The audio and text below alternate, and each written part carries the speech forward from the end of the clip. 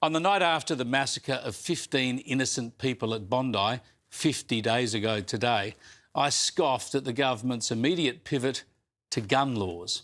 As I said at the time, the terrorist threat often involves Islamist extremism, and we've seen alleged Islamist extremists in the past use knives, planes, cars and trucks. Well, additional armed guards were on duty at Jewish schools today when they opened. Imagine that, sending your kids to schools that you know could be terrorist targets. It's unimaginable for most of us, but that's the reality for so many Jewish parents that I've spoken with. But while those armed guards were in place, let me show you something else. I can show you this first. It hasn't been reported elsewhere. I shot these pictures myself this morning on my iPhone outside synagogues in Sydney's eastern suburbs.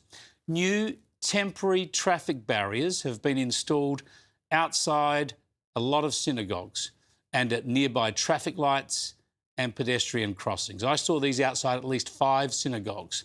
There were cement and plastic barriers. They're clearly designed to protect pedestrians. Jewish congregations typically walk to and from their local synagogues for their Sabbath services. Now, obviously, the protection is a good thing if it adds to safety and peace of mind, but it should not be necessary. We need to tackle the Islamist extremism, the antisemitism, the hatred, not build fortresses around our Jewish compatriots. Here's Prime Minister Anthony Albanese last month. The legislation will also set up the National Guns Buyback Scheme, bringing Australia's world-leading gun laws into the 21st century and getting guns off our streets. Sure, but you can't get the cars and trucks off our streets. Instead, we install bollards and barriers in our suburbs. This proves that gun laws are not enough. In fact, the traffic barriers are an admission that gun laws are not enough.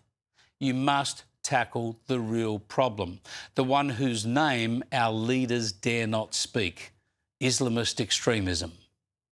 Last night at Bondi, I attended the last memorial service and reading of victims' names to be held at the Bondi Pavilion, the temporary memorial site set up immediately after the Bondi attack. Sharry Markson played a key role with Rabbi Yossi Friedman, along with survivors of the massacre and relatives of victims. I was honoured to be asked to speak, and I mentioned that the need for armed guards for Jewish school children and synagogues was a dark stain on our nation. The Jewish community, my heart weeps for you because you've suffered so much and you're on the front line. But we all have to share with our friends, the rest of the country, the urgency that this is a fight that belongs to all of us. It's a fight to protect our Jewish brothers and sisters, but it's a fight to protect the very soul of the nation. Brendan O'Neill, the brave and prolific Spiked online commentator, was visiting from the UK, and he made typically strong points. Both in Britain and Australia, Jews have been warning for more than 2 years that anti-Semitism is out of control. And yet our cowardly political class did nothing. They looked the other way. They refused to grapple with the forces of Islamism, Israelophobia, and outright anti-Semitism. Well, enough is enough. Yes, indeed. Brendan O'Neill will join me here tomorrow night. Now, don't think this threat is over. Don't think it is not your concern. Don't let up on the pressure for stronger action. And please, show your support for your Jewish Australian neighbours. As I said, the very soul of our nation is at stake.